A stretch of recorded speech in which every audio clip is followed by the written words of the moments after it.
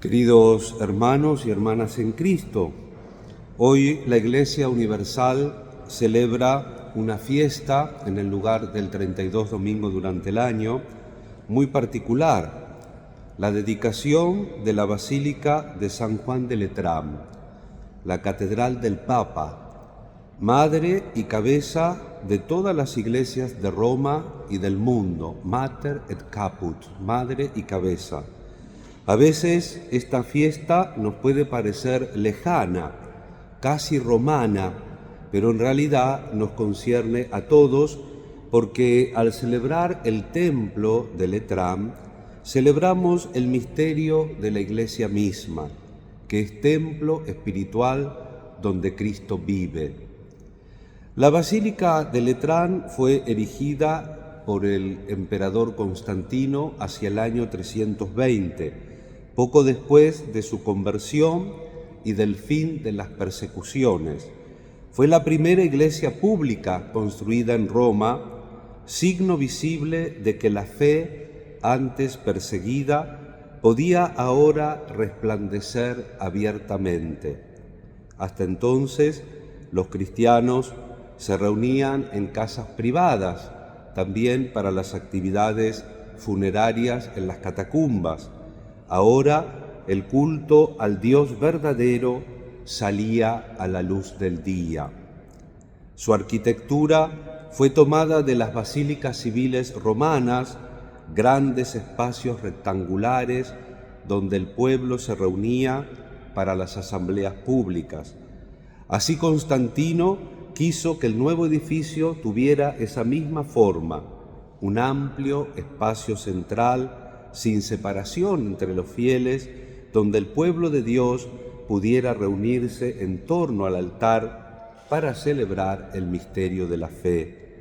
Esa estructura permanece hasta hoy como signo de lo que la Iglesia es, un pueblo reunido, convocado, unido por la presencia viva del Señor. Las basílicas cristianas, y de modo particular la de Letrán, no son meros monumentos de piedra, son signos de la comunión con Cristo, que es el verdadero templo. El gran espacio interior, las columnas, el ábside y el altar no son simples elementos arquitectónicos, son símbolos visibles del misterio invisible que celebramos. Dios se reúne con su pueblo. Cada iglesia, en su belleza y en su silencio, nos recuerda que hemos sido llamados a formar parte de un edificio espiritual, no hecho por manos humanas. La liturgia de hoy nos invita a mirar más allá de las piedras y de los muros. Cuando celebramos la dedicación de una iglesia, no glorificamos un edificio, sino que confesamos la presencia viva de Dios entre su pueblo. Cada iglesia es un signo de la morada de Dios con los hombres y también una imagen de lo que cada uno de nosotros está llamado a ser, piedra viva del templo espiritual que es la iglesia. Por eso, en esta fiesta, la mirada se dirige a la Iglesia Universal. San Juan de Letrán no es solo una basílica de Roma, sino el símbolo de la unidad visible de toda la Iglesia, porque allí se encuentra la cátedra, la silla del obispo de Roma, sucesor de Pedro, principio visible de la comunión de las iglesias particulares, las diócesis. Celebrar su dedicación es confesar que todos formamos un único templo espiritual edificado sobre Cristo, piedra angular. El Evangelio que acaba de proclamar el diácono nos lleva a Jerusalén. Jesús sube al templo y al verlo convertido en un mercado, expulsa a los vendedores con un gesto profético que escandaliza a todos. Aquella escena no fue un simple arrebato de enojo, fue un signo, un gesto profético que revela una verdad más profunda. Cuando los judíos piden una señal que justifique su autoridad, Jesús responde con palabras misteriosas: destruyan este templo y en 3 días lo levantaré. Y el evangelista agrega: él hablaba del templo de su cuerpo. Este es el punto central del Evangelio y de la fiesta que hoy celebramos. El verdadero templo de Dios no es piedra, sino una persona viva, Cristo mismo.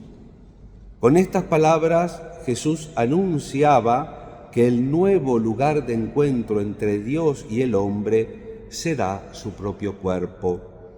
El templo de Jerusalén era el signo de la presencia de Dios, pero ahora esa presencia habita plenamente en Jesús de Nazaret, el Hijo de Dios hecho hombre. En él Dios y el hombre se encuentran de manera definitiva. Por eso, después de la resurrección, los cristianos ya no necesitamos, en sentido estricto, buscar a Dios en un edificio material, sino que lo encontramos en Cristo resucitado, presente en su palabra, en los sacramentos y en la comunidad reunida en su nombre. Benedicto XVI, en una de sus homilías para esta fiesta, lo expresó con palabras profundas.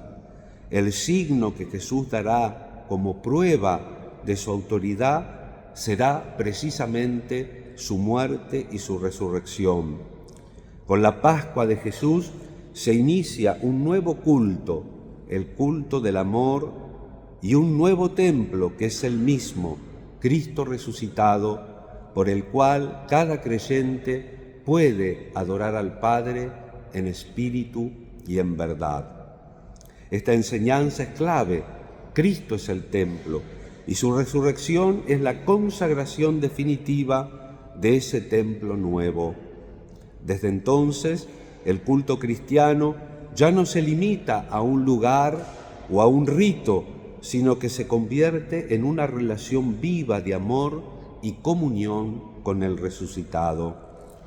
El cristiano es por el bautismo piedra viva del templo espiritual que es la Iglesia. El Espíritu Santo que descendió sobre los apóstoles en Pentecostés continúa edificando ese templo en cada generación, en cada alma creyente. Benedicto XVI recordaba que este templo comenzó a edificarse en el seno de la Virgen María, cuando el Verbo se hizo carne. Allí, en su fe, en su obediencia, el Espíritu Santo dio inicio a la nueva morada de Dios en el mundo.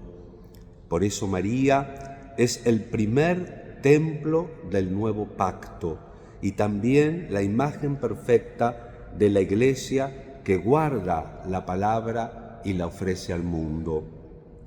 Cuando Jesús purifica el templo de Jerusalén, no condena el culto, sino la manera en que había sido degradado. El templo, casa de oración, se había convertido en un mercado, en un espacio de intereses humanos, y este gesto del Señor sigue siendo una llamada permanente para cada uno de nosotros, la necesidad de purificar nuestro templo interior. El templo que necesita limpieza no es solo el edificio, sino nuestro corazón. Ahí también a veces dejamos entrar el ruido, el comercio, la rutina, las ambiciones. Cristo quiere entrar en nuestras almas con el mismo celo con que entró en Jerusalén, no para destruirla, sino para purificarla y devolverle su santidad.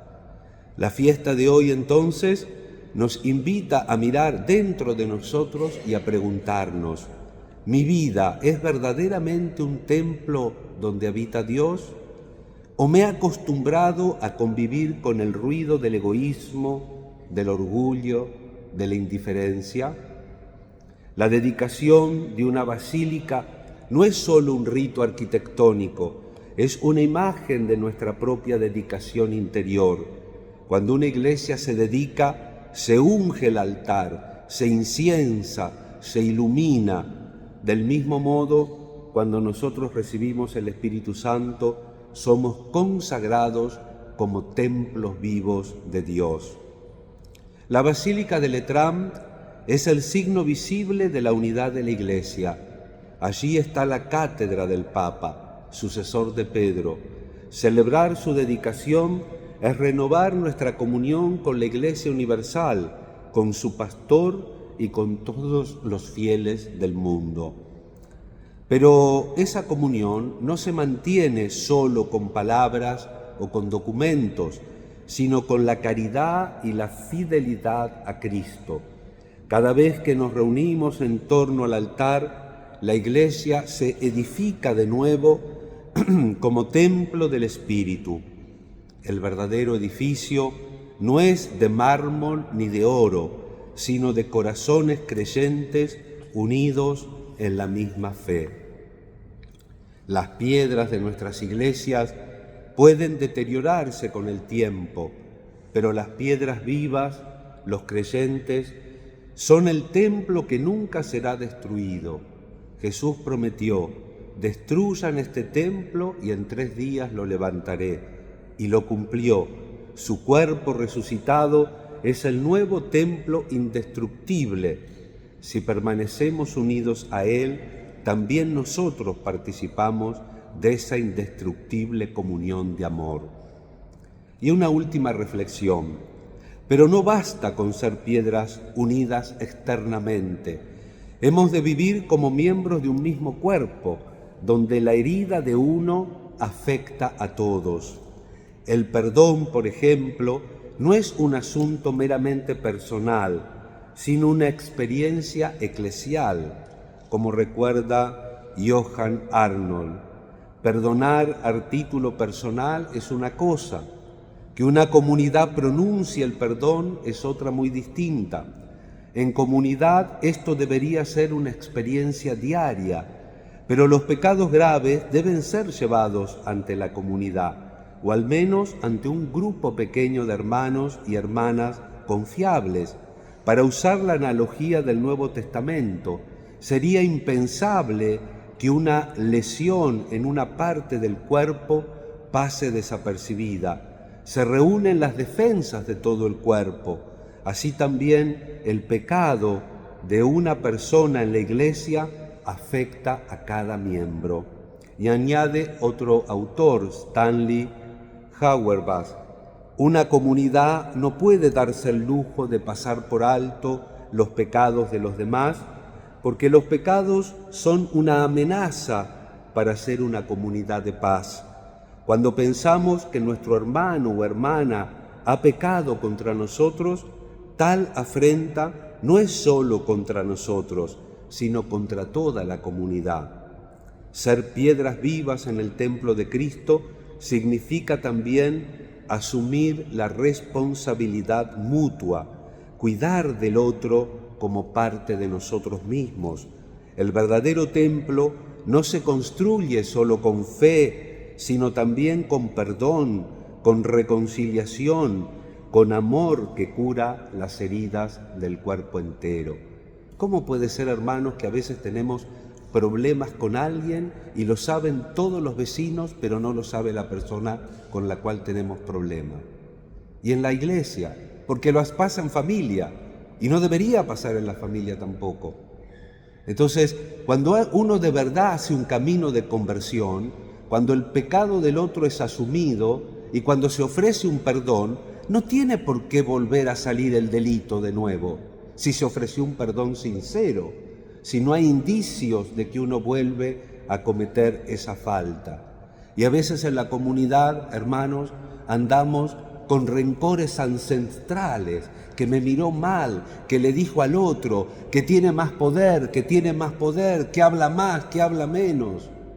Somos cuerpo de Cristo. Cuando hay una herida en el cuerpo, enseguida el primer efecto del sistema inmunológico es mandar las plaquetas para que cierren la herida. ¿Y nosotros actuamos como un cuerpo? No, Porque en vez de cerrar la herida, a veces con nuestras actitudes egoístas profundizamos esa herida y la hacemos más grande. Hoy, al celebrar la dedicación de la Basílica de Letrán, pidamos al Señor 3 gracias: amar la Iglesia, nuestra casa común, signo de la presencia de Dios en el mundo; purificar el corazón, para que Cristo habite en nosotros como en un templo santo; construir comunión, comenzando desde casa, siendo piedras vivas unidas por el amor, perdonando de verdad y dando de verdad nuevas oportunidades a nuestros hermanos. Que esta Eucaristía sea como una nueva consagración, que el Espíritu Santo unja nuestros corazones, que el fuego de su amor purifique nuestras almas y que cada uno pueda decir con San Pablo: ya no vivo yo, es Cristo quien vive en mí. Y mirando a María, templo del Espíritu y Madre de la Iglesia, digámosle con fe: Madre del pueblo fiel, intercede por nosotros para que seamos piedras vivas del templo de tu Hijo. Amén.